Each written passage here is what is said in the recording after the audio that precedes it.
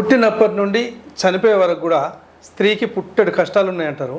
అయితే ఇంత జరుగుతున్న సైన్స్ ఎంత అభివృద్ధి చెందిన వైద్యం ఎంత అభివృద్ధి చెందినా కూడా ఈ బాధలు తప్పడం లేదు. ఈ విషయాలపై అంటే ప్రముఖ గైనకాలజిస్ట్ ప్రసన్న మేడం గారు మనతో ఉన్నారు. యాక్చువల్లీ పుట్టినప్పటి నుంచి అంటే పెద్ద మనిషి అయినప్పటి నుంచి కూడా ముట్లెండిపోయే వరకు ఆడవాళ్ళలో విపరీతమైన కష్టాలు, మానసిక వేదన, శారీరక వేదన, ఒక రకమైన ఆత్మ న్యూనతాభావం, ఆత్మహత్య యత్నాలు చేసుకునే అంత పరిస్థితి, ఒక దశలో ఆత్మహత్య కూడా పాల్పడిన వాళ్ళు కూడా ఉన్నారు. ఇవన్నిటిపై అసలు స్త్రీల ఆరోగ్యం విషయంలో అసలు ఎలా ఉంది సమాజం, ఏం జరుగుతోంది, ఇంకా ఏం తెలుసుకోవాల్సిన అవసరం ఉంది, మహిళలంతా ఈ వీడియో తప్పకుండా చూడాలి. ఎందుకంటే పిల్లల్ని ఎలా సాధాలి దగ్గర నుండి అమ్మాయిలు పెద్ద మనిషి అయిన తర్వాత ఏమేం మార్పులు జరుగుతున్నాయి, ఏం చేయాలి తల్లి అని తల్లి చూడాలి. తల్లి మెనోపాజ్ వచ్చిన తర్వాత పిల్లలు తల్లిని ఎలా చూసుకుంటున్నాం అనేది కూడా ఈ వీడియోలో తెలుసుకునే ప్రయత్నం చేద్దాం. నమస్తే మేడం. నమస్తే. Welcome to DSP media. Thank you. ఏంటి మేడం, ఎలా ఉంది మహిళా ఆరోగ్యం ప్రస్తుత సమాజంలో, అసలు ఎలా ఉంది మీకు తెలిసినంత వరకు? అంటే ముందుతో పోలిస్తే ఇప్పుడు చాలా మందికి అవగాహన వచ్చిందండి. అంటే వ్యాక్సిన్స్ విషయంలో కానీ, తొందరగా స్క్రీనింగ్ టెస్ట్లకి రావడం కానీ, ఇప్పుడు అందరూ కొంచెం అవగాహన ఉంది ముందుతో పోలిస్తే ఇప్పుడు జనరేషన్. అయినా కూడా చాలా మంది ఇంకా అపోహలతో ఉన్నారు. తల్లిదండ్రులు పిల్లల్ని తొందరగా తీసుకురాకపోవడం, ఏదైనా ప్రాబ్లం ఉంటే ఏం కాదు అలానే అయిపోతుంది, మనం మళ్ళీ వెళ్తే ఇప్పుడు స్కాన్లు చేస్తారు, ఏవో టెస్టులు చేస్తారని, అలా ఇంకా కొంతమంది ఉన్నారు అపోహలతో. అంటే ఇంకా అపోహలు అంటే మంచిర్యాల లాంటి ఇంత డెవలప్డ్ ఏరియాలో కూడా 3% 4% హెచ్బితో ఉన్న అమ్మాయిలు వస్తున్నట్టు. అవునండి, నేను ఒక 1 వీక్ బ్యాక్ కూడా చూసాను. 2 అమ్మాయిలు. వాళ్ళు ఏమవుతుందంటే వాళ్ళు పెద్ద మనిషి అయ్యాక వీళ్ళు అవగాహన కల్పించాలి. అంటే తల్లులు కూడా బ్లీడింగ్ ఎన్ని రోజులు అవుతాయి నార్మల్, ఎప్పుడు నువ్వు మాకు చెప్పాలి. అండ్ వాళ్ళు కొత్తగా పెద్ద మనిషి అయినప్పుడు వాళ్ళకి అన్ని తెలియవు కాబట్టి వీళ్ళు అడుగుతుండాలి, బ్లీడింగ్ ఎలా అవుతుంది, ఎంత అవుతుంది, ఎన్ని రోజుల నుంచి అవుతుంది, వీళ్ళన్నీ గమనించుకోవాలి. ప్లస్ ఆ అమ్మాయి ఎలా అవుతుంది, వీక్ అయిపోతుందా, డల్ అయిపోతుంది, తింటుందా సరిగ్గా, ఎలా ఉంది అని గమనించి ఒక 1 వీక్ వరకు చూడాలండి. 1 వీక్ తర్వాత బ్లీడింగ్ ఆగట్లేదు, ఇంకా హెవీ అవుతుందంటే తీసుకొచ్చేయాలి. చాలా మంది ఏం చేస్తారు, 15 రోజులు 20 రోజులు 1 మంత్ వరకు కూడా బ్లీడింగ్ అవుతుంటుంది. అలా ప్రతి నెల అవుతుంటుంది.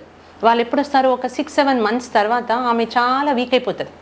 అప్పుడు తీసుకొస్తారు. మేము బ్లడ్ టెస్ట్ చేస్తే 3 grams 4 grams ఉంటుంది. అయ్యో, వాళ్ళకి తెలియదు. అంటే ఏమనుకుంటారు వాళ్ళు, బాడీలో ఉన్న మలినము అది చెడు రక్తం, అది పోవాలి, పోతేనే మంచిగా అవుతుంది, అదేదో క్లీనింగ్ ప్రాసెస్ అనుకుంటారు వాళ్ళు. కానీ అదంతా పోయేది మంచి రక్తమే. వాళ్ళకి అది అవగాహన లేక కావాలని అలా చేయరు, వాళ్ళకి తెలియదు. ఇప్పుడే పెద్ద మనిషి అయింది కదా, మంచిగా కావాలి బ్లీడింగ్, చాలా అయితేనే మంచిది, క్లీన్ అయిపోతుంది బాడీ అంతా అని అలా 6-7 మంత్స్ చూసి పిల్లలు చాలా వీక్ అయిపోయిన తర్వాత తీసుకొస్తారు. మేడం, అది అంటే ఇప్పుడు పెద్ద మనిషి అవ్వడం, ఈ బ్లీడింగ్ అంత అవుతుంది కదా, 3-4 గ్రాముల వరకు కూడా వాళ్ళు చూడట్లేదు. ఇది ఓకే. అంటే ఇప్పుడు పిల్లలకి గతంలో కొంత 20 years బ్యాక్ వరకు చూసుకుంటే 9th 10th క్లాస్ వచ్చిన పిల్లలకి అవగాహన ఉన్నప్పుడు స్టార్ట్ అయ్యేది ఋతుక్రమం అనేది. ఇప్పుడు ఏంటంటే పూర్తిగా 4-5వ తరగతులనే అవుతున్నారు, ఎర్లీ ప్యూబర్టీ. ఇది అమ్మాయిలకేమో తెలియదు, వీళ్ళకేమో తెలిసి తెలియని వయసు. చెప్పాల్సిన తల్లిదండ్రులు కూడా సరిగా చెప్పడం లేదనే అంశంలో మీరేమంటారు? ఇది ఎలా అంటే మెనార్కీ అంటాం. మెనార్కీ అంటే ఫస్ట్ పీరియడ్. ఇప్పుడు అమ్మాయిల్లో వచ్చే ఫస్ట్ పీరియడ్ని మెనార్కీ అంటాం. ఇది మనకు మీరు చెప్పినట్టు ఒక 15-20 ఏళ్ల క్రితం 13 years నుంచి 15 years వరకు అయ్యేవాళ్ళు ఫస్ట్ పీరియడ్ స్టార్ట్ అయ్యేది. ఇప్పుడు ఏమైందంటే 10 to 13 years, అసలు 14 వరకు 13 వరకు కూడా ఎవరు ఉండట్లేదు, 10, 11, 12 అయిపోతున్నారు. దీనికి ఏంటంటే కారణాలు చాలా ఉన్నాయి. ఒకటి జన్యుపరమైన కారణాలు, అది మనం చేంజ్ చేయలేం. ఇంకోటి మన పర్యావరణంలో వచ్చిన చేంజెస్, ఒకటి పొల్యూషన్ పెరగడం, పెస్టిసైడ్స్ పెరగడం, ప్లాస్టిక్ వాడకం పెరిగింది, నాన్ స్టిక్స్ ఎక్కువ వాడుతున్నాము, ప్లస్ బయట ప్యాకెడ్ ఫుడ్ ఎక్కువ తింటున్నారు పిల్లలు. ఇవన్నిటి వల్ల ఏమవుతుందంటే మనకు ఎండోక్రైన్ డిస్టర్బింగ్ కెమికల్స్ అని వస్తాయి. అవి ఏంటంటే ఈ లోపల ఉన్న హార్మోన్ సమతుల్యాన్ని అంతా దెబ్బతీస్తాయి. మెయిన్ రీజన్స్ ఇవి. ఇంకోటి మనం కంట్రోల్ చేయగలిగేది ఏంటంటే అధిక బరువు. ఇప్పుడు చిన్నపిల్లలు చాలా మంది వాళ్ళని చూస్తే మనం వాళ్ళ ఏజ్ చెప్పలేకపోతున్నాం, ఎందుకంటే వాళ్ళంతా ఓవర్ వెయిట్ ఉంటున్నారు. మనం పెద్దవాళ్ళు అనుకుంటాం కానీ వాళ్ళు చాలా చిన్న వాళ్ళే 65 to 70 వరకు ఉంటున్నారు కొంతమంది. ఇది ఎలా అంటే ఇది ఆహారపు అలవాట్లు ఎక్కడి నుంచి వస్తాయి, మన ఇంట్లోనే వస్తాయి. ఎవరు అంటే మెయిన్ గా మన తల్లి చేతిలో ఉంటుంది. ఎందుకంటే మన ఇంట్లో వండేది అన్ని ఏం వండుతున్నాము, ఏం పెడుతున్నాము అనేది అన్ని తల్లి చేతిలో ఉంటుంది. పిల్లలు వాళ్ళ చాయిస్ వాళ్ళు చేసుకోలేరు. వాళ్ళు ఏంటి, ఏం బాక్స్ పెట్టిస్తే అది తీసుకొని స్కూల్కి వెళ్ళడం, తినేయడం, మళ్ళీ ఇంటికి వచ్చి మమ్మీ ఏది పెడితే అది తినేస్తారు, అలానే ఉంటుంది వాళ్ళు. సో ఎవరికి అవగాహన ఉండాలి, తల్లికి ఉండాలి. నేనేం పెడుతున్నాను పిల్లలకి, నా పిల్లలు ఎంత వెయిట్ పెరుగుతున్నారు, ఎలా ఉంటున్నారు, వాళ్ళు ఏమైనా ఆడుకుంటున్నారా, అసలు ఏమైనా వాకింగ్ అవుతుందా, వాళ్ళకి ఫిజికల్గా ఏమైనా ఎక్సర్సైజ్ అవుతుందా లేదా, వెయిట్ ఎంత పెరిగిపోతున్నారు. చిన్నప్పటి నుంచి వీళ్ళకి ఏం అలవాటు అంటే చాలా చబ్బిగా ఉండాలి, పెడుతూనే ఉంటారు, పొట్ట ఫుల్ అయిపోయే వరకు తినిపించాలి, వాళ్ళకు టార్గెట్ ఉంటుంది, నేను పెట్టిందంతా నువ్వు తినేయాలి, అలా అలవాటు చేస్తారు. సడన్ గా అధిక బరువు ఉంది కంట్రోల్ చేయమనేసరికి ఏంటి వీళ్ళకి టెన్షన్ ఎక్కువైపోతుంది, అది తినకు ఇది తినకు అని ఓవర్ గా కంట్రోల్ చేస్తారు. మళ్ళీ దీనివల్ల ఏంటి పిల్లలకు కన్ఫ్యూజన్ వస్తుంది. ఇప్పుడు మా మమ్మీ చిన్నప్పుడు మమ్మీయే పెట్టింది తినమని, ఈ సడన్ గా ఏది తిన్నా వద్దు వద్దు అంటుంటారు. అది కాకుండా మీరు చిన్నప్పటి నుంచి ఇంట్లోనే అందరూ హెల్తీ డైట్ తినడం అలవాటు చేసుకుంటే పిల్లలకి ఆటోమేటిక్ గా అలవాటు అయిపోతుంది, వాళ్ళు అడగరు కూడా జంక్ ఫుడ్ తింటామని. ఇంకోటి అధిక బరువు కారణం ఎక్సర్సైజ్ లేకపోవడం, ఫిజికల్ యాక్టివిటీ. పిల్లల్ని ఏంటి మనం బస్ ఎక్కిచ్చేస్తాం, స్కూల్కి వెళ్ళిపోతారు, మళ్ళీ బస్ దిగుతారు, ఇంట్లోకి వచ్చేస్తారు, మళ్ళీ ట్యూషన్కి పంపించేస్తాం, అక్కడ కూర్చుంటారు ఒక 2 గంటలు, మళ్ళీ ఇంటికి వస్తారు, పడుకునే టైం అయిపోతుంది, వాళ్ళకి టైం ఉండదు చెప్పాలంటే కూడా. ఇది ఇలా ఏమవుతుంది, ముందంటే పిల్లలందరూ బయట ఆడుకునేవాళ్ళు, హోంవర్క్ ఫినిష్ చేసుకుని 1 గంట 2 గంటలు ఆడుకునేవాళ్ళు. ఇప్పుడు బయట ఎవరు పిల్లల్ని మనం చూడట్లేదు. ఒకటి సేఫ్టీ రీజన్స్ అనుకోండి, అసలు వాళ్ళకి టైం ఉండట్లేదు, ఎందుకంటే స్కూల్లోనే చాలా చదువుకొని వచ్చి మళ్ళీ ట్యూషన్కి వెళ్ళి వాళ్ళకి వచ్చి రిలాక్స్ అయ్యి పడుకునే టైం అయిపోతుంది.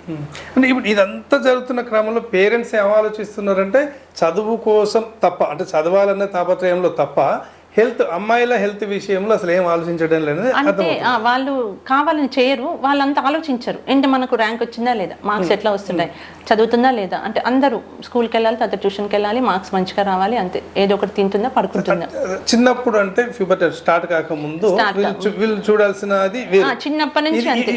మెన్స్ట్రువల్ సైకిల్ స్టార్ట్ అయిన తర్వాత తల్లి పాత్ర ఎంత వరకు ఉండాలి, అంటే ఏమేమి అబ్జర్వ్ చేయాలి? ఇప్పుడు అంటే ఫస్ట్ పీరియడ్ స్టార్ట్ అవగానే ఏంటంటే పిల్లలకి శారీరకంగా కాకుండా మానసికంగా కూడా చాలా చేంజెస్ వస్తాయి వాళ్ళకి. అంటే సడన్ గా వాళ్ళ బాడీ చేంజ్ అయిపోతుంది, పెద్ద కావడము, కొంచెం బాడీ షేప్ చేంజ్ అవ్వడము, ఎమోషనల్ గా కూడా సైకలాజికల్ గా చాలా అంటే ఇరిటబిలిటీ రావడం, తొందరగా కోపం రావడం, కొంతమంది డిప్రెస్ అయిపోతారు, డల్ గా ఉండడం, మాట్లాడకపోవడం, ఏడ్చుకుంటూ కూర్చోవడం, వాళ్ళకేంటి బ్లీడింగ్ అవ్వడము, స్కూల్కి వెళ్ళడము, ఇవన్నీ మేనేజ్ చేసుకోవడం కష్టం అయిపోతుంది. వీళ్ళేంటి అంటే ఒక 10 minutes కూర్చొని చెప్తే సరిపోతుంది, ఇది ఇలానే ఉంటుంది, ఇది ఒక ఫిజియలాజికల్ చేంజ్ అంతే, అమ్మాయిల్లో వచ్చేది అందరికీ వస్తుంది. కొంచెం వాళ్ళకి ఆ పీరియడ్ వచ్చే 5-7 days 1 week ముందు నుంచి కొంచెం వాళ్ళు డిఫరెంట్గా ఉంటారు. చాలా మంది వచ్చి చెప్తుంటారు నా దగ్గర, పెద్ద మనిషి అయినప్పటి నుంచి డల్గా అయిపోయిందండి, మాట్లాడట్లేదు, డల్గా ఉంటుంది ఎప్పుడు, అట్లా అంటారు. వీళ్ళు ముందే చెప్పాలి ఏమేమి చేంజెస్ వస్తాయి, అది నార్మలే, ఎప్పటి వరకు నార్మల్, ఏమైతే నువ్వు నాకు చెప్పాలి, నీకు మరీ డల్గా అనిపిస్తుంది, ఊరికే కోపం వస్తుంది, వీళ్ళకి కూడా తెలిసిపోతుంటుంది. అమ్మాయిలు అప్పటి వరకు మంచిగా ఉన్న వాళ్ళు సడన్గా చేంజ్ అయిపోతారు. అంతకు ముందు ఆ తల్లి అనుభవించిన పరిస్థితులే కదా ఇవన్నీ, ఎందుకు అమ్మాయికి చెప్పడంలో? అంటే ఇప్పుడు ఏంటంటే పిల్లలు శారీరక మార్పులు వచ్చేస్తున్నాయి, తొందరగా వచ్చేస్తున్నాయి. అప్పుడంటే అందరూ 9th 10th అయ్యేవారు కాబట్టి అప్పటికి వాళ్ళే మేనేజ్ చేసుకునేవాళ్ళు, ఫ్రెండ్స్ వచ్చేస్తారు, అమ్మ వాళ్ళతో మాట్లాడుతుంటారు. వీళ్ళు మరీ చిన్నపిల్లలు కదండి, 5th class అమ్మాయిలు తల్లులతో ఏం చెప్తారు? వాళ్ళు శారీరకంగా మార్పులు వస్తాయి కానీ మానసికంగా వాళ్ళు ఎదగరు. ఇంకా మనకి సంవత్సరంకి పిల్లలు చేంజ్ అవుతుంటారు, మానసికంగా వాళ్ళకి ఏం తెలియదు, ఏం చెప్పాలి అమ్మకి, ఏం మాట్లాడాలి, దాని గురించి ఎలా మాట్లాడతారు వాళ్ళకే తెలియదు ఫస్ట్. అందుకని మనమే స్పెషల్గా చెప్పాల్సి వస్తుంది ఇప్పటి కాలంలో, ముందే చెప్పాలి మనం. ఇప్పుడు చబ్బిగా ఉండాలి అని చెప్పేసి అనే ఒక టాక్ వచ్చినప్పటికీ పిల్లలు 15-16 సంవత్సరాలు 10th వరకు వచ్చేసరికి మీరు అన్నట్టు ఇంటరా డిగ్రీయా అమ్మాయిలు అనే అడగాల్సిన పరిస్థితి ఉంది. వాటి వల్ల అంటే ఒబెసిటీ వల్ల ఏ ప్రాబ్లమ్స్ వస్తున్నాయి అంటే చాలా మందికి పిల్లలు సరిగ్గా కావడం లేదు, పెళ్ళేటప్పటికే ఆసుపత్రికి వెళ్ళాల్సిన పరిస్థితి ఉంది కదా, దాని మీద ఏం చెప్తారు? ఒబెసిటీ ఏంటంటే ఫస్ట్ ఆఫ్ ఆల్ వీళ్ళు పెద్ద మనిషి అయినప్పటికీ ఓవర్ వెయిట్ ఉంటారు, బరువు ఎక్కువగా ఉంటారు. సడన్గా వాళ్ళని మొత్తం ఫుడ్ మానేయమన్నా వాళ్ళు వెయిట్ తగ్గరు, అది అలానే కంటిన్యూ అవుతుంది. ఆ కంటిన్యూషన్ ప్రాసెస్లో ఏమవుతుందంటే వీళ్ళకి పీరియడ్స్ ఇర్రెగ్యులర్గా అవుతాయి చాలా, అంటే 3-4 monthsకి ఒకసారి రావడము, వచ్చిన ఎక్కువ రోజులు అవ్వడము, లేదంటే ఇర్రెగ్యులర్గా బ్లీడింగ్ కనిపించడము, అది అలానే కంటిన్యూ అయ్యి వీళ్ళకు పీసీఓడి అనే సమస్య స్టార్ట్ అయిపోతుంది, హార్మోన్స్ అన్ని డిస్టర్బ్ అయిపోతాయి. ఈ పీసీఓడితో ఏంటి చాలా ఇంకా చేంజెస్ వస్తాయి. ఎలా అంటే ఇప్పుడు అన్వాంటెడ్ హెయిర్ వస్తుంది, హెయిర్ లాస్ ఉంటుంది, వెయిట్ ఇంకా పెరిగిపోతూనే ఉంటారు, ఎంత కంట్రోల్ చేసినా వెయిట్ తగ్గరు, రెసిస్టెంట్ అయిపోతుంది అదంతా, ఫ్యాట్ అంతా, అవన్నీ ప్రాబ్లమ్స్ ఉంటే పీరియడ్స్ కూడా చాలా ఇర్రెగ్యులర్ అయిపోతాయి. ఇది ఇలానే కంటిన్యూ. కొంతమందికి చెప్తాం ఈ ఫేజ్లో చూడమ్మా ఇలా ఉంది, ఇది పీసీఓడి అంటే ఒక లైఫ్ స్టైల్ డిజార్డర్, సో నువ్వు లైఫ్ స్టైల్ చేంజ్ చేసుకుంటే నీకు కరెక్షన్ అయిపోతుందని చెప్తాం. అందరూ పాటించరు మేము చెప్పిన, వెయిట్ అలానే కంటిన్యూ అవుతుంది, అలానే పెళ్ళి అయిపోతుంది. పెళ్ళయ్యాక ఏమవుతుంది, ఈ ప్రాబ్లం పెళ్ళవగానే అందరూ ప్రెగ్నెన్సీ కోసం చూస్తారు, ప్రెగ్నెంట్ అవ్వట్లేదు అంటే ఆమె ఆల్రెడీ ముందు నుంచి ఆమెకి ప్రాబ్లం ఉంది. అది ఏమవుతుంది, ఇప్పుడు వీళ్ళకి టెన్షన్ ఎక్కువైపోతుంది, పక్కల నుంచి ప్రెషర్ ఎక్కువైపోతుంది, ఇంట్లో వాళ్ళు బయట వాళ్ళు, ఇంకా ప్రెగ్నెన్సీ రావట్లేదా, ఆ స్ట్రెస్తో ఇంకప్పుడు హాస్పిటల్స్కి తిరగడం స్టార్ట్ చేస్తారు. ప్రాబ్లం ఎప్పుడో స్టార్ట్ అయింది, ఇప్పుడు ఇది వీళ్ళకి కావాలి అర్జెంటుగా, అంటే తొందరగా కావాలి ప్రెగ్నెన్సీకి అందరు అడుగుతారు కాబట్టి ఆ ప్రెషర్తో అది మెల్లిమెల్లిగా ఇంకా ప్రాబ్లం ఎక్కువ వాళ్ళు ఐవీఎఫ్ సెంటర్లు ఐవీఎఫ్కి వెళ్ళడం అక్కడ వరకు పోవాల్సి వస్తుంది ప్రెగ్నెన్సీ కోసం. ప్రెగ్నెన్సీ అయి పిల్లలు అయిన తర్వాత కూడా మహిళల్లో పీసీఓడి ప్రాబ్లం ఉంటుందండి, ఉంటుంది. పిల్లలు పుట్టాక కూడా కొంతమందికి స్టార్ట్ అవుతుంది కొత్తగా. అది ఎప్పుడైనా మీకు లైఫ్ స్టైల్ డిజార్డర్, అంటే మీరు సెడెంటరీగా అంటే పని చేయకుండా ఉంటున్నారు, ఫుడ్ సరిగ్గా తినట్లేదు, నిద్ర సరిగ్గా లేదు, మీకు ఫిజికల్ యాక్టివిటీ లేదు, మీరు ఎక్సర్సైజ్ చేయట్లేదు అంటే అది మళ్ళీ స్టార్ట్ అవుతుంది. అంతే, మీ లైఫ్ స్టైల్ చేంజ్ చేసుకుంటే కరెక్ట్ అయిపోతుంది, మీకు అట్లీస్ట్ కొంచెం కంట్రోల్ అవుతుందండి. అండ్ ఇది మనకు ఓన్లీ పీరియడ్స్ కోసం అని కాదు, ఈ ఓవర్ వెయిట్ ఇలానే కంటిన్యూ అవుతే వాళ్ళకేంటి డయాబెటీస్ వస్తుంది, షుగర్ రావడము, బీపీ రావడము, ఇంకా వేరే హెల్త్ ప్రాబ్లమ్స్ వస్తాయి. మెయిన్గా ఈ పిల్లలు ఏంటంటే డిప్రెషన్లోకి వెళ్తున్నారు. ఎలా అంటే వాళ్ళని ఇంట్లో వాళ్ళు కూడా ఇంత లావ్ అయిపోయో చూడు అంటారు, బయట కూడా బాడీ షేమింగ్ ఎక్కువైపోతుంది, ఫ్రెండ్స్ అయినా చుట్టాలైనా ఇంత లావ్ అయిపోయింది ఏంటి ఇంత చిన్న ఏజ్ లో, అట్లా చాలా మంది డల్గా అయిపోయిందని తీసుకొచ్చిన పిల్లలు కూడా ఉన్నారు. మేడం ఇలా లా ఉందని అందరు అంటున్నారు, పెళ్లి సంబంధాలు ఎతికే వరకు అంతా ఒకలాగా చూస్తారు, అవునవును. ఇప్పుడు మన పెళ్ళి అనేసరికి కొత్తగా పెళ్ళైన వాళ్ళల్లో అంటే రకరకాల ప్రాబ్లమ్స్ ఉంటాయి. అమ్మాయి కూడా మానసికంగా ఇబ్బంది పడుతూ ఉంటుంది. అప్పుడు వచ్చే కొత్త ప్రాబ్లమ్స్ కానీ లేకపోతే వాళ్ళకి ఎలాంటి ఎడ్యుకేషన్ కానీ అవసరమని మీరు భావిస్తూ ఉంటారు? ఇప్పుడు కొంచెం మనం మ్యారేజ్ ఏజ్ కొంచెం డిలే అవుతుందండి. అంటే ముందులాగా చిన్న పిల్లలకి పెళ్ళిళ్ళు చేయడం అట్లా లేదు. ప్లస్ ఇప్పుడు పిల్లలంతా కొంచెం అవగాహన ఉంటుంది అందరికీ. ప్లస్ మాట్లాడడం కూడా వాళ్ళు భార్యాభర్తలు మాట్లాడుకుంటున్నారు, అది వాళ్ళు డిస్కస్ చేసుకుంటున్నారు. చాలా మంది బాగానే ఉంటున్నారు, అంటే అమ్మాయిలు చదువుకుంటున్నారు కాబట్టి వాళ్ళకు కూడా జ్ఞానం ఉంటుంది, మాట్లాడుతున్నారు, అవగాహన అన్ని ఉంటుంది. ఇంకా చాలా తక్కువ మంది అంటే చిన్న ఏజ్ లో 18-19 ఏళ్లలో పెళ్లిళ్ళు చేస్తున్నారు. వాళ్ళకి ఏ రకంగా ఎదుగుదల ఉండదు, మానసికంగా వాళ్ళకి తెలియదు. పెళ్లి చేస్తారు, వెంటనే ప్రెగ్నెన్సీ కోసం వాళ్ళని తిప్పుతుంటారు, ట్రీట్మెంట్ తొందరగా కావాలి మాకు ప్రెగ్నెన్సీ అని, తల్లిదండ్రులు కానీ అత్త మామ కానీ. అది కొంచెం అంటే అమ్మాయిలు ధైర్యంగా చెప్పలేరు అంత చిన్న ఏజ్ లో. సో అది తల్లిదండ్రులే ఏ ఏజ్ లో మనం పెళ్లి చేస్తున్నాం, అమ్మాయికి ఏం చెప్పాలి, ఎలా ఉంటుంది, అవన్నీ వీళ్ళే చూసుకోవాలి, తల్లిదండ్రుల బాధ్యతే.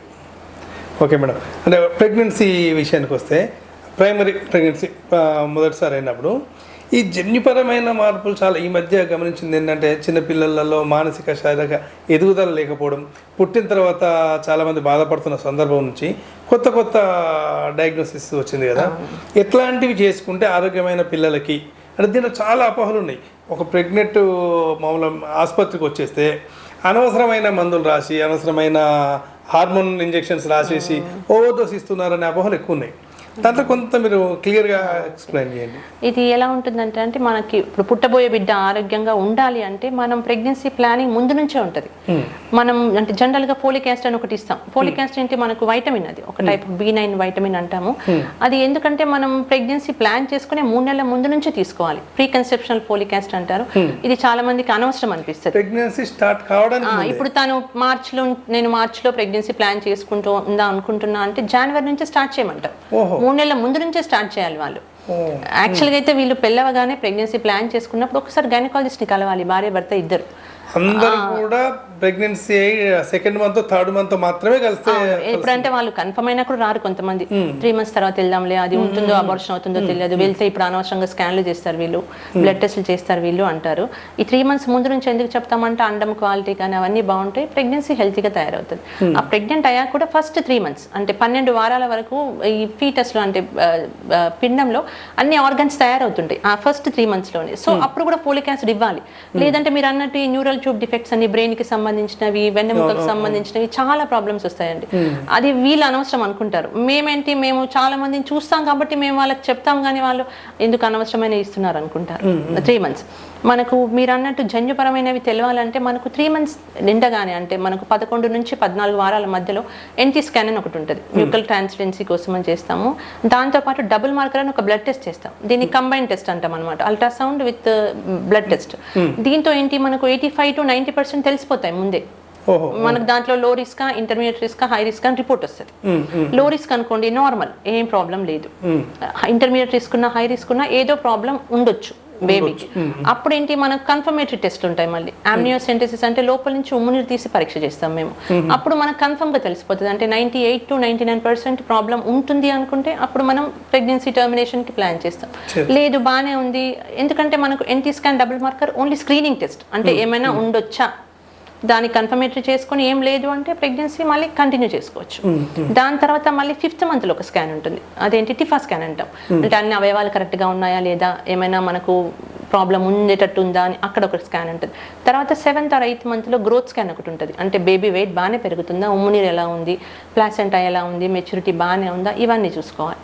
మళ్ళీ 9th మంత్ అంటే డెలివరీ ముందు ఒక స్కాన్, ఎందుకంటే కొన్నిసార్లు మెడ చుట్టుకొని ఉంటాయి, లేదంటే కొంతమందికి సడన్గా బేబీకి బ్లడ్ సప్లై ప్రాబ్లమ్ స్టార్ట్ అవుతాయి. బేబీకి బ్లడ్ సప్లై అందట్లేదు అన్న, ఉమ్మునీరు తగ్గిపోయింది అన్న, ఏమైనా ప్రాబ్లం ఉంటే మేము నార్మల్కి వెయిట్ చేయొచ్చా లేదంటే సిజేరియన్ చేయాలా, సేఫ్ బేబీ మనకు ఎలా వస్తుందని మేము ఆ రకంగా ప్లాన్ చేసుకుంటాం. ఇవి బేసిక్ స్కాన్స్ అండి, అంటే ఇవి మినిమం అవసరం మాకు. లేదంటే మేమేమనుకుంటాం, ఫైనల్ టార్గెట్ మాకేముంటుంది, హెల్తీ మదర్ హెల్తీ బేబీ, ఇద్దరు సేఫ్గా ఉండాలి మా దగ్గరకు వచ్చే వాళ్ళ దాంట్లో.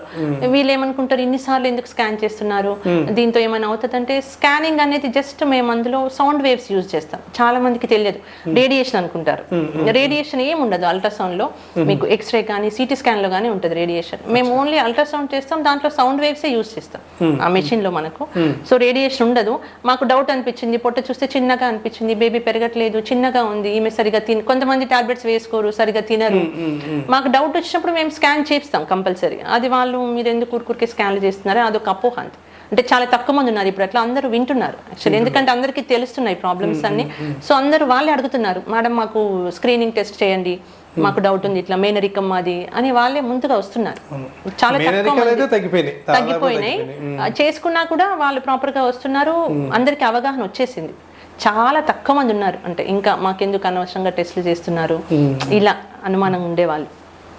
అంటే మీ ప్రాక్టీస్లో ఎప్పుడన్నా అట్లా పుట్టిన బేబీస్ చూసినారా? లేదండి, 9th మంత్ వరకు ఉన్న బేబీస్ అయితే నేను ఎప్పుడు చూడలేదు. మేము ఎన్టీ స్కాన్లోనో లేదంటే డబుల్ మార్కర్లో ఏదో తేడా వస్తే మేము చెప్పేస్తాం వాళ్ళు. అండ్ పేషెంట్స్ కూడా ఇప్పుడు వాళ్ళు కూడా కంటిన్యూ చేయదలుచుకోలేదు, ఎందుకంటే ఇప్పుడు బిడ్డ ప్రాబ్లమ్స్తో అటు బిడ్డకి ప్రాబ్లం, చూసే తల్లిదండ్రులకి ప్రాబ్లం, అందుకని ముందే తెలుసుకుంటే మనం ముందే ఏదైనా చేసుకోవచ్చు సొల్యూషన్. అంటే చాలాసార్లు మేము ఒక 2-3 సందర్భాల్లో చూసినాం, మా దగ్గర మా మీడియా తీసుకొచ్చినాయి. 12-13 సంవత్సరాల ఏజ్, 20-30 సంవత్సరాల ఏజ్ వాళ్ళు కూడా చేతులు కాళ్ళు పడిపోయి, పుట్టినప్పుడే పడిపోయి ఉండి, ఇంకా వాళ్ళని ఎత్తుకొని అటు చంపలేక ఇటు మోయలేక. అవునండి, అంటే నేను కూడా చూసాను అలాంటి వాళ్ళు. ఏమవుతుందంటే వీళ్ళు కొంతమంది స్క్రీనింగ్ టెస్ట్లు, ఈ జన్యుపరమైన ప్రాబ్లమ్స్ ఉన్నాయనే టెస్ట్లు చేయించుకొని వాళ్ళు ఉంటారు. స్కాన్స్ కూడా ఒకటి 20 years బ్యాక్ అవి లేవు, అవి ఒకటి. ప్లస్ అవి ఉన్నా కూడా మనకేమవుతుందంటే ఇవన్నీ నార్మల్ ఉన్నా మనకు 1 to 4% ప్రాబ్లమ్స్ ఉండే రిస్క్ ఉంటుంది. అంటే హెల్తీ మదర్ హెల్తీ ఫాదర్ ఉన్నారు, మనకు అన్ని స్కాన్స్ నార్మల్ ఉన్నాయి, కానీ పుట్టినప్పుడు కొన్ని తెలుస్తాయి మనకు. అన్ని స్కాన్స్ నార్మల్ ఉంటాయి, పుట్టినప్పుడు కూడా కొన్ని తెలిసే రిస్క్ ఉంటుంది. అది అందరికీ చెప్తాం మేము, బిడ్డ మీ చేతిలోకి వచ్చినప్పుడు అన్ని అవయవాలు బాగున్నాయని పిల్లల డాక్టర్ చెప్పినప్పుడే మనకు కన్ఫర్మ్ అవుతుంది. చాలా మిస్ అయ్యే ఛాన్స్ కూడా ఉంది మనకు. అదే కాకుండా మీరు అన్నట్టు కాళ్ళు చేతులు పడిపోయే వాళ్ళు ఎలా అంటే, డ్యూరింగ్ డెలివరీ అంటే నార్మల్ డెలివరీ మేము ప్లాన్ చేసాం అనుకోండి, ఆ నార్మల్ డెలివరీ వచ్చేటప్పుడు ఏదైనా ప్రాబ్లం అయింది, బేబీ త్వరగా బయటకి రాలేదు, ఆ టైంలో ఏమవుతుంది, బ్రెయిన్కి కొంచెంసేపు ఆక్సిజన్ సప్లై ఆగిపోతుంది. అలా అవుతాయి చాలా వరకు. ఇప్పుడు అయ్యేవి ఎలా అంటే, ఆ డ్యూరింగ్ డెలివరీ ఏమైనా ఆస్ఫిక్సియా అంటాం మనం, బర్త్ ఆస్ఫిక్సియా అంటాం, ఆ టైంలో బ్రెయిన్కి ఆక్సిజన్ కొద్దిసేపు అందలేదు, లేకపోతే డెలివరీలో ఇంకేదో ప్రాబ్లం అయింది అన్నప్పుడే అలాంటి వాళ్ళకి బ్రెయిన్ డ్యామేజ్ అయిపోతుంది. సో తర్వాత ఫిట్స్ రావడం, లేదంటే మీరు అన్నట్టు కాళ్ళు చేతులు ప్రాబ్లం ఉండడం, అవి ఉంటాయి. ఎక్కువగా డెలివరీలో కూడా జరిగే ఉన్నాయి మనకు. కంజెంటల్ అంటే జన్యుపరమైన అవయవ లోపాలే కాకుండా పుట్టినప్పుడు బ్రెయిన్కి డ్యామేజ్ అవ్వడం వల్ల జరిగేటివి కూడా ఉన్నాయి. ఇప్పటి వరకు బాగానే ఉంది, డెలివరీ ప్రాసెస్ లో ఏంటి వాటికి పరిష్కారం. అందుకే ఇప్పుడు సిజేరియన్ రేట్ ఎక్కువైంది అంటున్నారు కదండి. మేమేంటంటే ముందులాగా ఇప్పుడు చూడట్లేదు అట్లాంటి వాళ్ళు, ఎందుకంటే మేము ముందే స్కాన్స్ చేసి మదర్కి ఏమైనా రిస్క్లు ఉన్నాయా, బేబీ డెలివరీలో ఏమైనా రిస్క్ ఉంటుందా, వెంటనే ఇప్పుడు సిజేరియన్ డిసైడ్ చేస్తున్నాం. ఎందుకంటే ప్రాబ్లం అయ్యేటట్టుంది అని మాకు తెలిసిపోతుంది. అలాంటి వాళ్ళకి మేము ముందే చెప్తున్నాం. చాలా మందికి బేబీ వచ్చేస్తుంది బయటకి అన్నప్పుడు కూడా కొంతమందికి హార్ట్ బీట్ పడిపోతుంది బేబీకి, కొన్నిసార్లు రాదు, డెలివరీ అవ్వదు అలా. సో అందుకని ఇప్పుడు సిజేరియన్ రేట్ పెరిగింది కాబట్టి ఇలాంటివి తగ్గిపోయినాయి. ఎందుకంటే ఇప్పుడు ఫీటల్ డిస్ట్రెస్ అంటే బేబీకి హార్ట్ బీట్ పడిపోతుంది అని తెలుసుకునేవి చాలా పెరిగాయి. అంటే డెలివరీ ప్రాసెస్లో నొప్పులు వచ్చేటప్పుడు కూడా మేము హార్ట్ బీట్ మానిటర్ చేసుకుని, బేబీ హార్ట్ బీట్ ప్రాబ్లంగా ఉంది అనుకుంటే సిజేరియన్ చేసేస్తున్నాం. అట్లా మనకు ఆ ప్రాబ్లమ్స్ తగ్గిపోయినాయి ఈ డెలివరీ చేసేటప్పుడు జరిగేవి. అంటే ఒక రకంగా మీరు చెప్తున్న దాన్ని బట్టి సిజేరియన్ మంచిదే అవసరం ఉన్న వాళ్ళకి. నేను చెప్పేది ఏంటి, కొంత అంటే మన ఎప్పుడైనా మాకు టార్గెట్ ఏముంటుందంటే హెల్తీ మదర్ ఉండాలి, హెల్తీ బేబీ ఉండాలి. మనం నార్మల్ చేసేసాం అని అనుకోని బేబీకి ఏదైనా ప్రాబ్లం ఉంది అనుకోండి, ఫిట్స్ వచ్చాయి, లేదంటే బ్రెయిన్కి ఏదో డ్యామేజ్ అయిందంటే అందులో అసలు అర్థమే లేదు.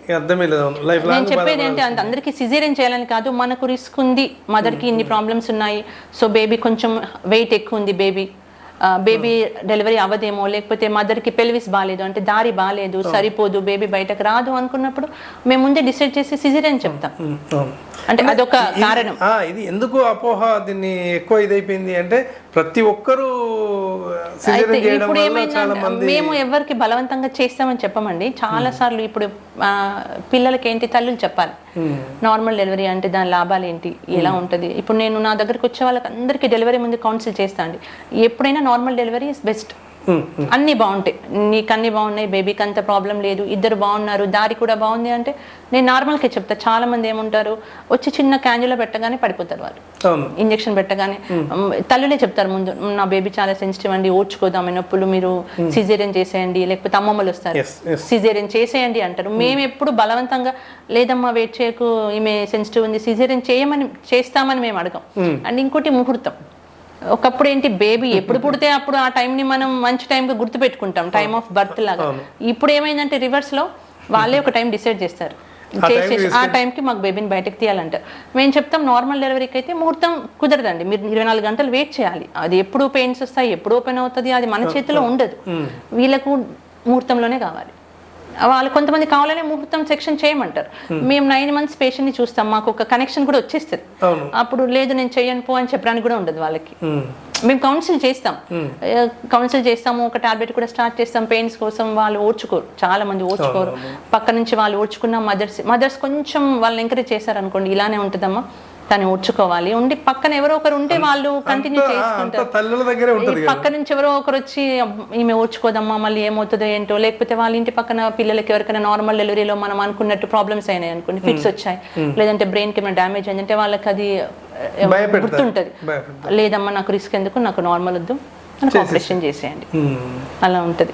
ఈ ముహూర్తాలు పెట్టుకొని వచ్చేది ఈ మధ్య నిజంగా చాలా ఎక్కువైంది.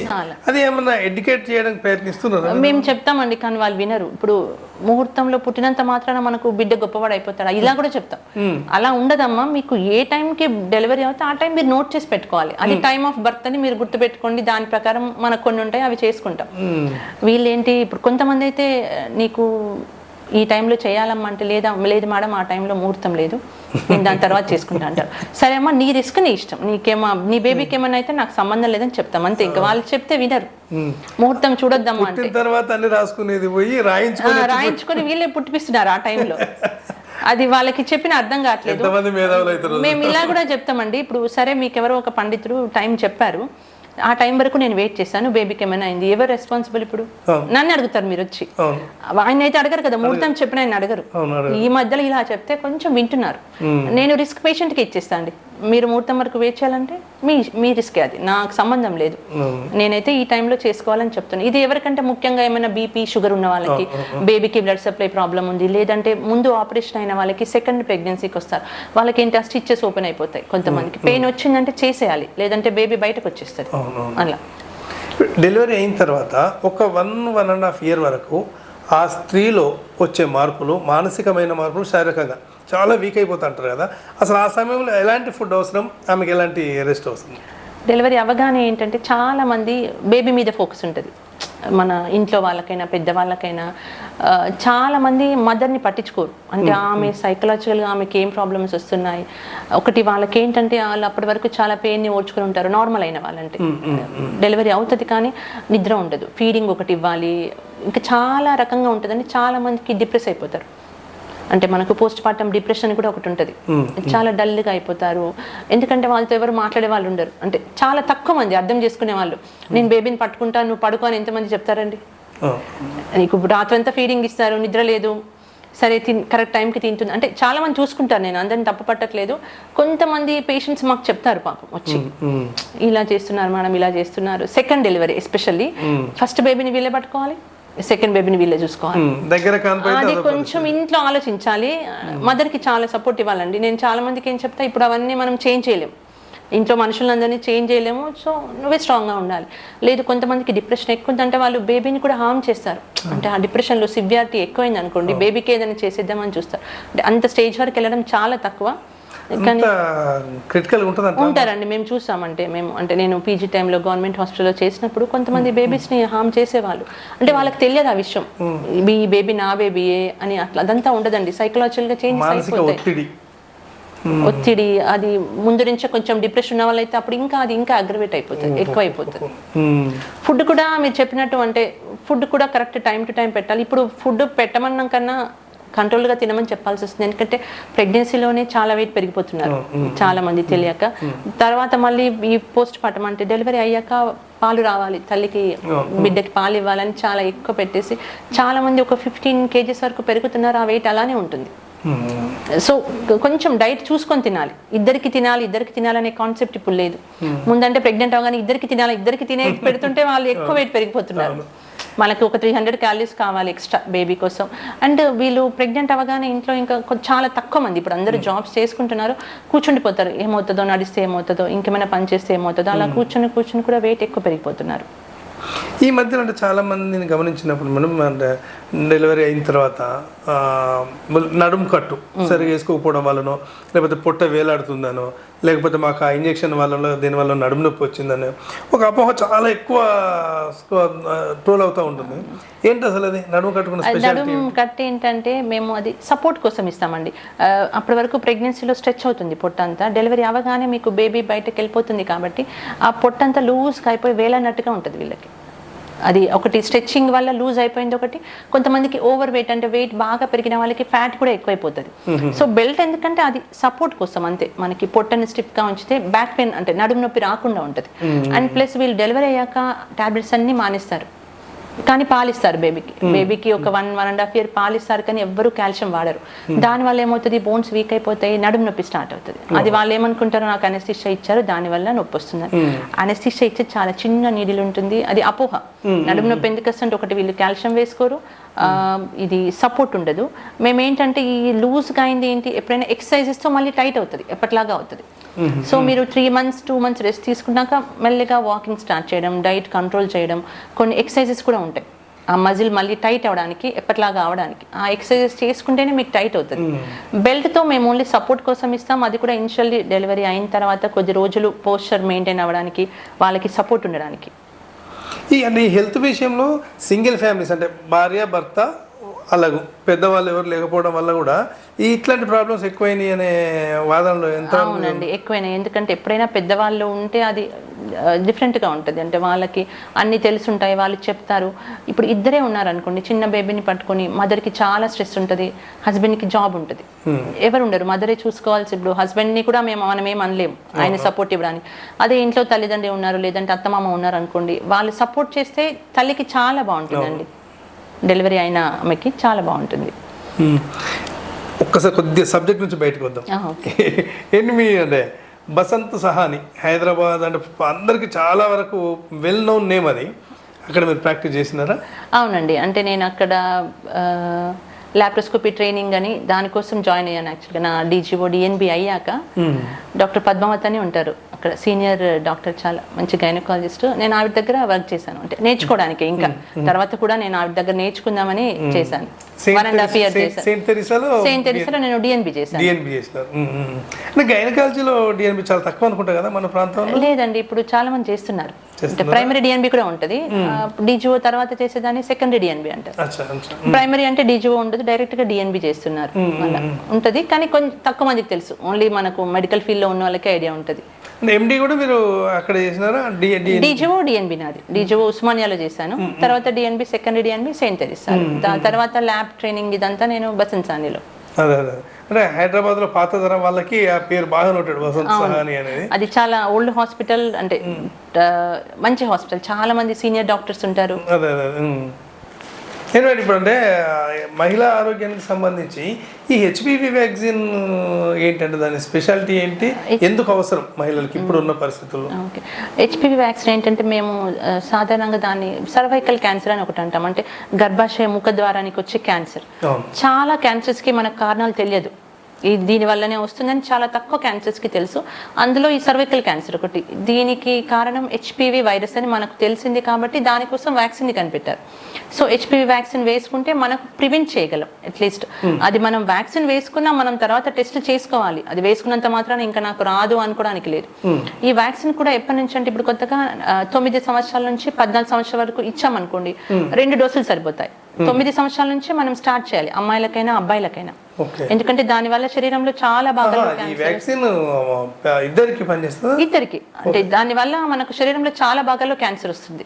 అందుకని ఇద్దరికి వేయాలి. అది కూడా 9 నుంచి 14 వేల లోపే వేయమంట. ఇప్పుడు మనం పుట్టగానే BCG పోలియో ఎలా ఇస్తామో 9 సంవత్సరాలకి వేయాలి. కానీ ఈ విషయం చాలా మందికి తెలియదు. ఇప్పుడు మనం 9 నుంచి 14 లోపు వేసామనుకోండి 2 డోసులు అయిపోతుంది.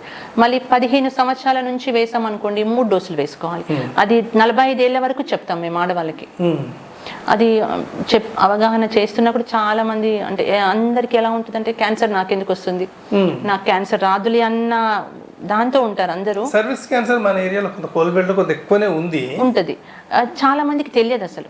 ఇప్పుడు సర్వీక్స్ అనేది ఏంటంటే మనకు అది ఎక్కడ అంటే స్కాన్ లో అది తెలియదండి. గైనకాలజిస్ట్ మీకు స్పెక్లం పెట్టి చూస్తేనే కనిపిస్తుంది. సో అందుకని మేము ఎవరైనా తెల్లబట్ట అవుతుందని వచ్చినా లేదంటే బ్లీడింగ్ ఎక్కువ అవుతుంది అలా ఉన్నా మేము స్పెక్లం పెట్టి చూస్తాం. అది సర్వీక్స్ మాకు కొంచెం బాగాలేదు, హెల్తీగా లేదు, లేకపోతే అక్కడ ఏమైనా వాపులాగా ఉంది అలా అంటే మేము ఒక ప్యాప్స్మియర్ అని ఒక టెస్ట్ చేసుకోమంటాం. ప్యాప్స్మియర్ అంటే ఏంటి, మనకు సర్వైకల్ క్యాన్సర్ స్టార్టింగ్ స్టేజ్ లో ఉన్న మనకు తెలిసిపోతుంది. అది మెయిన్ అండి. ఇప్పుడు మనం వ్యాక్సిన్ ఒకవేళ సరే మీకు అవగాహన లేకుండా మీరు వ్యాక్సిన్ వేసుకోలేదు అన్న మేము 21 సంవత్సరాల నుంచే ప్యాప్స్మియర్ టెస్ట్ చేసుకోమంటాం. ఎవ్రీ 3 years అంటే ప్రతి 3 సంవత్సరాలకు ఒకసారి. అది జస్ట్ మీకు ఒక నిమిషంలో అయిపోయే టెస్ట్ అది. కానీ దాన్ని కూడా చాలా మంది ఆలోచిస్తారు, ఎందుకంటే వీళ్ళకి తెలియదు. ఇప్పుడు మాకు MBBS సెకండ్ ఇయర్ నుంచి క్లినికల్ పోస్టింగ్ ఉంటుందండి. అంటే ఏదో ఒక హాస్పిటల్కి వెళ్తుంటాం. MNG క్యాన్సర్ హాస్పిటల్లో కూడా మాకు పోస్టింగ్ ఉంటుంది. మేము అక్కడ అందరినీ చూస్తాం. ఎంత చిన్న వాళ్ళకి 30-35 ఏళ్ళ వాళ్ళకి సర్వైకల్ క్యాన్సర్ అడ్వాన్స్ స్టేజ్లో ఉంటుంది. ఎందుకంటే వాళ్ళకి తెలియదు, అవగాహన ఉండదు. వాళ్ళు రేడియేషన్ అవన్నీ తీసుకుంటారు. అంటే అడ్వాన్స్ స్టేజ్, వాళ్ళకి సర్జరీ కూడా చేయలేని స్టేజ్లో ఉంటారు. వాళ్ళందరినీ చూస్తాం కాబట్టి మాకు తెలుసు అది ఎంత ఇంపార్టెంట్ ప్యాప్స్మియర్ అనేది, HPV వ్యాక్సిన్ అనేది. వీళ్ళు ఏమనుకుంటారు, వీళ్ళకి తెలియదు. అంటే ఇదేదో అనవసరంగా ఎందుకు చేస్తున్నారు, నాకేం ప్రాబ్లం లేదు కదా, ఇప్పుడు నాకేం ప్రాబ్లం లేదు ఎందుకు అవుతుంది అని. అది ప్రాబ్లం ఏంటంటే సర్వీక్స్ నేను చెప్పినట్టు స్పెక్లంలో మేము చూస్తే తెలుస్తుంది. ఇప్పుడు సపోజ్ మీరు కాలు చెయ్యి అనుకోండి, మీకు ఏమైనా చేంజెస్ వస్తే మనకు కనిపిస్తారు, ఇక్కడ ఏదో గడ్డ అవుతుంది నాకని వెళ్తారు. స్పెక్లం పెట్టి మేము చూస్తేనే తెలుస్తుంది కాబట్టి అది చాలా లేట్ అవుతుంది. గర్భ క్యాన్సర్ అని చెప్పి గర్భాశయ క్యాన్సర్ ఎక్కువగా రావడానికి అసలు కారణం ఏమంటారు? రావడానికంటే మనకు చెప్పినట్టు HPV వైరస్ అండి. HPV వైరస్ ఎలా వస్తుందంటే సెక్షువల్లీ ట్రాన్స్మిటెడ్. ఇది పెళ్ళయ్యాక మనకు దాని ద్వారానే వస్తుంది. ఇంకా మిగతా కారణాలు ఏమిటంటే తొందరగా పెళ్ళవడం, వెంటనే పిల్లలు పుట్టడం, చిన్న ఏజ్లో పిల్లలు పుట్టడము, ఇవన్నిటి ఉన్నాయి. కానీ HPV వైరస్ వల్ల వస్తుంది కాబట్టి మేము వ్యాక్సిన్ అంత ఇంపార్టెంట్ అని చెప్తున్నాం. అందుకని ఇప్పుడు కొత్తగా నేను అట్లీస్ట్ మీకు పిల్లలకి పీరియడ్ స్టార్ట్ అయింది అనుకోండి, అప్పుడైనా వేయించమని చెప్తున్నాను. అలా అయినా మీకు గుర్తుంటుంది, ఓకే మా అమ్మాయి పీరియడ్ స్టార్ట్ అయింది అంటే నేను వ్యాక్సిన్ వేపియాలని. అట్లీస్ట్ 9 సంవత్సరాలకు ఎవరు వెళ్ళరు స్పెషల్గా వ్యాక్సిన్ కోసం, చాలా తక్కువ మందికి తెలుసు. పెద్ద మనిషి అయినప్పుడు మీరు ఏదో ఒక ప్రాబ్లంతో వస్తారు కాబట్టి నేను వాళ్ళకి చెప్తున్నా 9 ఏళ్ళు దాటాయి అంటే వేయించాలమ్మా, అది చాలా ఇంపార్టెంట్ అని. ఇప్పుడు కొంతమంది వస్తున్నారు, అవగాహన పెరిగింది, వ్యాక్సిన్ కోసం వస్తున్నారు ఇప్పుడు. ఈ వ్యాక్సిన్ కాకుండా దీని కాకుండా మహిళల్లో బ్రెస్ట్ క్యాన్సర్ ఒకటి ప్రధానంగా మనం అది కూడా అంటే మామోగ్రఫీ టెస్ట్ చేస్తే తప్ప తెలియని పరిస్థితి, అంటే కణాలు ఉన్నాయని కూడా. దాని మీద ఎలా చాలామంది అంటే టీవీలలో చూస్తున్నారు, సెల్ ఫోన్లలో చూస్తున్నారు, కానీ సీరియల్స్ మీద పెట్టిన దృష్టి ఆరోగ్యం మీద పెట్టి ఉంటే అవగాహన వచ్చేది. మామోగ్రఫీ గురించి అంటే ఎంత మేరకు అంటే వాళ్ళ హాస్పిటల్కి వెళ్ళాలా, లేకపోతే ఏంటి, ఏ వయసు నుంచి ఎలా ఉంటుంది? ఇది ఎలా ఉంటుందంటే ఏ వయసులో అయినా మీకు సెల్ఫ్ ఎగ్జామినేషన్ అని చెప్తాం. అంటే వాళ్ళు చూసుకొని ఏదైనా గడ్డ చేయికి తగులుతుంది అంటే కంపల్సరీ హాస్పిటల్కి వెళ్ళాలి, డాక్టర్కి చూపించుకోవాలి. సరే ఏది లేదు మీకు అంటే 35 ఏళ్ళు వచ్చాక ప్రతి మహిళ సంవత్సరంకి ఒక్కసారైనా హాస్పిటల్కి వెళ్ళాలండి. దేనికోసం ఒకటి బ్రెస్ట్ మేము ఎగ్జామిన్ చేస్తాం, వాళ్ళకు మిస్ అయిపోతాయి, మేము చూస్తాము. 35 ఏళ్ళ నుంచి ఏంటంటే సంవత్సరానికి ఒక్కసారైనా మామోగ్రామ్ చేయించుకోమంటాం. అంటే ఎక్స్రే, బ్రెస్ట్కి తీసే ఎక్స్రే. ఈ ఎక్స్రేలో ఏమవుతుంది, మనకు చాలా చిన్నగా ఎక్కడ స్టార్ట్ అవుతుందన్న మనకు తెలిసిపోతుంది దాంట్లో ఎక్స్రేలో. దాన్ని బట్టి మనం ప్లాన్ చేయొచ్చు. సో 35 ఏళ్ళు దాటాయంటే ప్రతి సంవత్సరం థైరాయిడ్ ఎలా ఉంది, BP ఎలా ఉంది, షుగర్ ఎలా ఉంది, కొలెస్ట్రాల్ ఎలా ఉంది, బ్రెస్ట్లో ఏమైనా గడ్డలు వచ్చాయా, ప్యాప్స్మియర్ తీసుకోవాలా, స్కాన్లో గర్భసంచి ఎలా ఉంది, గైనకాలజిస్ట్ దగ్గరికి వెళ్ళి ఎగ్జామిన్ చేసుకోవాలి. ఇది చాలా ఇంపార్టెంట్ అండి. చాలా మందికి తెలియదు, నాకేం ప్రాబ్లం లేదు కదా నేను ఎందుకు వెళ్ళాలి అన్నట్టు.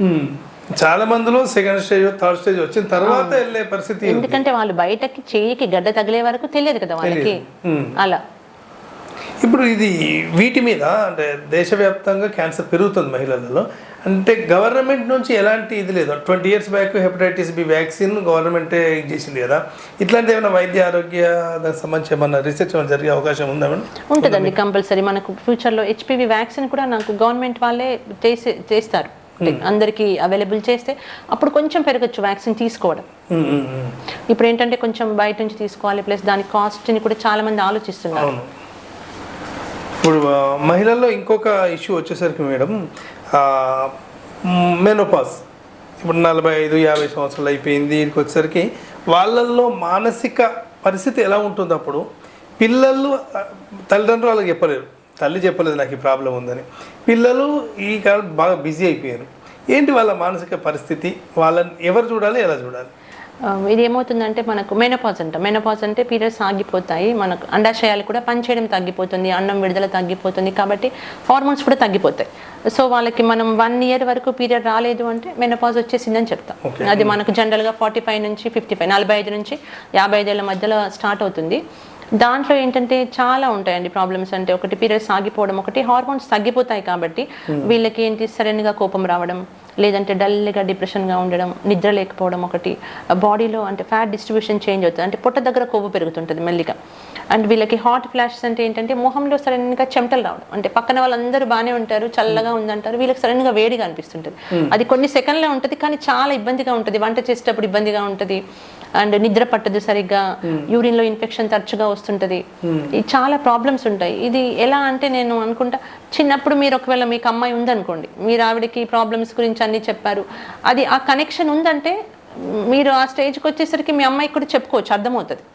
మనం అసలు ఇంట్లో వాటి గురించి ఏం మాట్లాడలేదు అనుకోండి, చిన్నప్పటి నుంచి కూడా మదర్కి ఒక డాటర్కి అంటే తల్లి కూతుళ్ళకి అది ఉండాలి, అన్నీ మాట్లాడుకోవడం, ఆమెకి అవగాహన ఇవ్వడం. అలా ఉంటే ఏంటి కూతురికి అన్నీ తెలుస్తాయి. కాబట్టి మెనోపాజ్ వచ్చేసరికి వీళ్ళు వాళ్ళకి సపోర్ట్ ఇస్తారు. తల్లి బాధ కూతురుకి అప్పుడు అప్పుడు ఇంట్లో వాళ్ళు కూడా అంటే ఇప్పుడు చాలా మందికి తెలుస్తుందండి, అంటే సపోర్ట్ ఇస్తున్నారు. హస్బెండ్స్ అయినా ఈవెన్ కొడుకులు ఉన్నా కూడా వాళ్ళకి తెలుసు, అందరికి మెనోపాజ్ అంటే తెలుస్తుంది, ఆ స్టేజ్లో ఎలా ఉంటారు. అంటే ఇంట్లో అలాంటి వాతావరణం ఉండాలి. ఇప్పుడు ఈ ప్యూబర్టీ నుంచి కూడా డేట్ రావడానికి 2 రోజుల ముందు 2 రోజుల తర్వాత మెనోపాజ్ వచ్చిన సమయంలో ఈ 2 క్యాలిక్యులేట్ చేస్తే ఆత్మహత్య యత్నానికి పాల్పడే సూసైడికల్ టెండెన్సీ ఉంది అంటారు. అది ఎంతవరకు నిజమంటారు? అవునండి, ఉంటుంది. ఇప్పుడు మనం PMS అంటాం. PMS అంటే ప్రీ మెన్స్ట్రువల్ సిండ్రోమ్. దీంట్లో ఏముంటాయంటే చాలా చేంజెస్ వస్తాయి. ఇప్పుడు పీరియడ్ వచ్చే ఒక 1 week to ఒక 7 రోజుల నుంచి 14 రోజుల ముందు నుంచే కొంతమందికి స్టార్ట్ అవుతాయి. ఎలా అంటే ఇప్పుడు మనకి అవి శారీరకంగా ఉంటాయి, మానసికంగా ఉంటాయి. శారీరకంగా అంటే వాళ్ళకి హెడ్ఏక్స్, మైగ్రేన్ లాగా హెడ్ఏక్ రావడము, లేదంటే ఈ బ్రెస్ట్లో చాలా నొప్పి రావడం, ఉబ్బిపోవడము, బాడీ అంతా బరువు కావడం, బ్లోటింగ్ అంటాం, పొట్టంతా ఉబ్బిపోయినట్టుగా అలా ఉంటుంది, నిద్ర సరిగా పట్టదు, కోపం రావడం, ఇలాంటివి ఉంటాయి. మానసికంగా అంటే ఏంటి, చాలా మంది మాట్లాడరు ఎవరితో, లోపలికి వెళ్ళి ఏడ్చుకుంటూ ఉండడం, లేదంటే వాళ్ళు నేను చెప్పినట్టు ఇందాక అవగాహన ఉండదు వాళ్ళకి, ప్రతి నెల బ్లీడింగ్ రావడము, ఇర్రెగ్యులర్గా రావడం, స్కూల్లో డిస్టర్బెన్స్ అవుతుంటుంది, కాన్సన్ట్రేట్ చేయలేరు వాళ్ళు, అవన్నీ ఉండి ఇది మైల్డ్ డిగ్రీ ఉంటుందండి చాలా మందికి. అంటే టాబ్లెట్తో సెట్ అయిపోతుంది, లేదంటే 2-3 రోజులు ఉంటుంది, తగ్గిపోతుంది. అది పీరియడ్ రాగానే అన్నీ తగ్గిపోతాయి సిమ్టమ్స్. కొంతమందికి అంటే ఒక 3 నుంచి 5% మంది వరకు PMDD అంటాం, అంటే ప్రీ మెన్స్ట్రువల్ డిస్మార్ఫిక్ డిజార్డర్ అంటారు. వీళ్ళలో ఏంటంటే ఈ డిప్రెషన్ చాలా ఎక్కువ ఉంటుంది. వాళ్ళు ఒక్కళ్ళే ఉండడము, ఏడవడము, సూసైడల్ థాట్స్ వస్తాయి, అంటే సెల్ఫ్ హార్మ్, అంటే వాళ్ళకి వాళ్ళు హాని చేసుకునే అంత సివియారిటీ కూడా ఉంటుంది. 3 నుంచి 5%. ఇది ఎవరికి తెలుస్తుంది? పిల్లలకు తెలియదు. వాళ్ళు నాకు PMS ఉంది, నాకు ట్రీట్మెంట్ ఇప్పించండి అని వాళ్ళు అడగలేరు, ఎందుకంటే వాళ్ళకి తెలియదు ఇవన్నీ. తల్లికి అవగాహన ఉండాలి, తల్లి గమనిస్తుండాలి పిల్లలు ఎలా ఉంటున్నారు, అంటే పీరియడ్ వచ్చే ముందు ఎలా ఉంటున్నారు, మరీ డల్గా అయిపోతున్నారా, ఒక్కరే కూర్చుంటున్నారా, అసలు ఏం మాట్లాడట్లేదా, తల్లి ఒక్కదానికే తెలుస్తుందండి పిల్లలు ఎలా. ఎందుకంటే వాళ్ళు ముందు చూస్తారు, తర్వాత చూస్తారు, ముందు ఎలా ఉండేది, ఇప్పుడు ఎలా అయిపోతుంది. ఇప్పుడు నేను ఇక్కడికి వచ్చే ముందు ఇక్కడ ఒక అమ్మాయి వచ్చింది, వాళ్ళ మదర్ తీసుకొచ్చింది. ఆమెకి ఏంటి PMS ఉంది. ఎలా అంటే పీరియడ్ రాగానే వామిటింగ్స్ రావడం, మోషన్స్ అవ్వడం, పడిపోవడం, ఇంకా చాలా ప్రాబ్లం అవుతుందని, అంటే వాళ్ళ ఎడ్యుకేషన్ కూడా చాలా కాంప్రమైజ్ అయిపోతుంది. ఎందుకంటే వాళ్ళు గైనకాలజిస్ట్ దగ్గరికి వెళ్ళాలని ఆలోచించరు, అదేదో నేను చెప్పినట్టు అపోహ, నొప్పి ఉంటుంది, నొప్పి భరించాలి, దానికి టాబ్లెట్స్ వేసుకోవద్దు, బ్లీడింగ్ అవుతుంది, ఎంతైనా వదిలేయాలి, అవన్నీ అపోహలు అంతే. వాళ్ళ అమ్మాయి కొంచెం డల్గా ఉంటుంది, లేదంటే మరీ వీక్ అయిపోతుంది, ఇలా ప్రాబ్లమ్స్ ఏమైనా ఎక్కువ ఉన్నాయంటే ఒక గైనకాలజిస్ట్ని కలవాలండి. దానికి నేను చెప్పినట్టు మళ్ళీ లైఫ్ స్టైల్ చేంజెస్ ఏంటి, ఫుడ్లో మన డైట్, ఇంట్లో డైట్ చాలా ఇంపార్టెంట్. హెల్తీ ఫుడ్ తింటున్నారా లేదా, ఈ వైటమిన్స్ అన్నీ వస్తున్నాయా లేదా, వాళ్ళకి సాల్ట్ ఎంత తింటున్నారు, షుగర్ ఎంత తింటున్నారు, బయట జంక్ ఫుడ్ ఎంత తింటున్నారు, ఇవన్నిటి మీద డిపెండ్ అవుతుంది. ప్లస్ ఎక్సర్సైజ్ అండి, అట్లీస్ట్ ఒక 15 to 20 minutes అయినా వాళ్ళకి యోగానో ఏదో ఒకటి చేపియాలి వాళ్ళు. ఇప్పుడున్న టైంలో మనకి ఎక్సర్సైజ్ చేయమనడానికి టైం కూడా ఉండట్లేదు. మీరు చెప్పినట్టు అంటే క్లాసెస్ కానీ ట్యూషన్స్ కానీ అవన్నీ ఉన్నాయి కాబట్టి. చాలా మందిలో కడుపు నొప్పి నెలసరి సమయంలో దాదాపుగా ఒక 40-50% ఆఫ్ లేడీస్ డేట్ వచ్చింది అంటే కడుపు నొప్పి అంటే ఎందుకు అసలు ఏంటి దాని ప్రధాన కారణం? అది ఏంటంటే మనకి ఇప్పుడు అది అంటే స్పాస్మోడిక్ డిస్మెనోరియా అంటామండి మా మెడికల్ టర్మ్స్లో. అయితే అది పీరియడ్ ముందు స్టార్ట్ అవుతుంది, జనరల్గా 1-2 రోజుల ముందు స్టార్ట్ అవుతుంది. ఎందుకంటే ఆ యూట్రైన్ మజిల్ అంటే గర్భాశయ కంఠాల్లో కంట్రాక్షన్స్ లాగా వచ్చినా కూడా అది బ్లీడింగ్ అయ్యే వరకు ఉంటుంది జనరల్గా. ఫస్ట్ డే లేదంటే 2వ రోజు బ్లీడింగ్ తగ్గింది, బ్లీడింగ్ అయిపోయింది అనగానే చాలా మందికి పెయిన్ తగ్గిపోతుంది. అలా కాకుండా నేను ఇందాక చెప్పినట్టు 14 రోజుల ముందు నుంచి వస్తుంది, ఎక్కువ రోజులు ఉంటుంది అంటే అది మనం కొంచెం సీరియస్గా తీసుకోవాలి. మీరు చెప్పింది 2-3 రోజులు ఉండే నొప్పి అందరికీ ఉంటుందండి, అది నార్మల్. దానికోసం టాబ్లెట్స్ కూడా ఉంటాయి, మీరు నార్మల్ పెయిన్ కిల్లర్స్ వేసుకుంటే సరిపోతుంది. ఓకే. ఈ మన దగ్గర అండి ముఖ్యంగా కోల్డ్ బెల్ట్ కాడికి వచ్చేసరికి మేడం, ఇక్కడ ఉన్న పొల్యూషన్కి, మహిళల్లో ఉన్న అనారోగ్యానికి ఏవేవి ఎక్కువ ప్రభావం చూపిస్తున్నాయి, ఏ అనారోగ్యం ఎక్కువ ప్రభావం చూపిస్తున్నదని మీరు అబ్జర్వ్ చేసినారు? ఇప్పుడు అంటే అందరిలో జనరల్గా చూసినా కూడా అధిక బరువు వల్లనే అండి. ఇప్పుడు నేను చెప్పినట్టు అమ్మాయిల నుంచి అడాలసెన్స్ అంటే కౌమార దశ నుంచి స్టార్ట్ చేస్తే అధిక బరువే మెయిన్. అధిక బరువు కారణం ఏంటి, మళ్ళీ మనం చెప్పినట్టు ఎలాంటి ఫుడ్ తింటున్నారు, ఎక్సర్సైజ్ ఉందా లేదా, ఈ బరువుతోనే ఈ హార్మోన్స్ ప్రాబ్లమ్స్ అన్ని, తర్వాత పీసీఓడి వస్తుంది. తర్వాత పిల్లలు పుట్టాక కూడా కొంతమంది వెయిట్ అలానే కంటిన్యూ అయితే అది కూడా పీసీఓడి వస్తుంది. ఇంకా కొన్ని ప్రాబ్లమ్స్ ఏమొస్తాయి, 35 ఏళ్ళు రాగానే ఫైబ్రాయిడ్స్ అని స్టార్ట్ అవుతాయి, గడ్డలు, గర్భసంచిలో గడ్డలు కానీ, లేదంటే ఈ క్యాన్సర్స్ కానీ, రొమ్ములో క్యాన్సర్ కానీ, గర్భసంచిలో క్యాన్సర్ కానీ, మెయిన్గా అంటే ఇవే ఉంటాయండి. వాళ్ళు తొందరగా డాక్టర్ని సంప్రదిస్తే తొందరగా తెలిసిపోతుంది. చాలా చక్కగా వివరించారు, థ్యాంక్ యూ వెరీ మచ్. ముఖ్యంగా అమ్మాయిల మీద ఇప్పుడున్న సమాజంలో తల్లి పాత్ర ఎంత ఉండాలంటారు? చివరిగా అది తల్లికి మీరు ఏం చెప్పాలనుకుంటున్నారు? తల్లికి నేను ఇందాక చెప్పినట్టే అండి, ఇంట్లో ఒకటి మనం ఏం ఆహారం పెడుతున్నాం, వాళ్ళకి ఆహారపు అలవాట్లు ఎలా ఉన్నాయి, చిన్నప్పటి నుంచే మనం అలవాటు చేస్తే చాలామందికి హాస్టల్స్కి పంపించేస్తాం 7th క్లాస్ 8th క్లాస్ కల్లా. అప్పటికల్లా మనం వాళ్ళకి అలవాట్లన్నీ కరెక్ట్గా నేర్పించాలి. ఏది హెల్తీ ఫుడ్, ఏది ఎంత తినాలి, బయట ఫుడ్ తింటున్నాము అంటే అది ఎంత తినాలి, దేని ఎఫెక్ట్ ఎంత ఉంటుంది, అవన్నీ అలవాటు చేయాలి. ప్లస్ ఎక్సర్సైజ్, అట్లీస్ట్ మనకు డేకి ఎంత ఎక్సర్సైజ్ అవసరము, ఎంత దూరం అంటే ఎన్ని స్టెప్స్ నడవాలి మినిమం, ఇవన్నీ చెప్పాలంటే ముందు తల్లికి తెలియాలండి. అంటే తల్లికి తెలియాలి హెల్తీ లైఫ్ స్టైల్ అంటే ఏంటని. ఇంకోటి నేను చెప్పినట్టు పీరియడ్ స్టార్ట్ అయినప్పుడు వాళ్ళకి అవగాహన కల్పించాలి, వాళ్ళతో మాట్లాడాలి. అంటే మనం కొంచెం ఓపెన్ అయితే ఫ్రెండ్లీగా ఉంటేనే వాళ్ళు చెప్పగలుగుతారండి. అంటే స్కూల్లో ఏమైనా ప్రాబ్లం అవుతుందా, లేదంటే ఇంకేదైనా ప్రాబ్లం ఉందా, లేదంటే వాళ్ళు మనం కరెక్ట్ ఇన్ఫర్మేషన్ ఇచ్చేలోపే వాళ్ళకు సోషల్ మీడియాలోనో లేదంటే బయట ఇంకెవరితోనో అది ఇన్ఫర్మేషన్ తప్పు ఇన్ఫర్మేషన్ వచ్చేస్తుంది.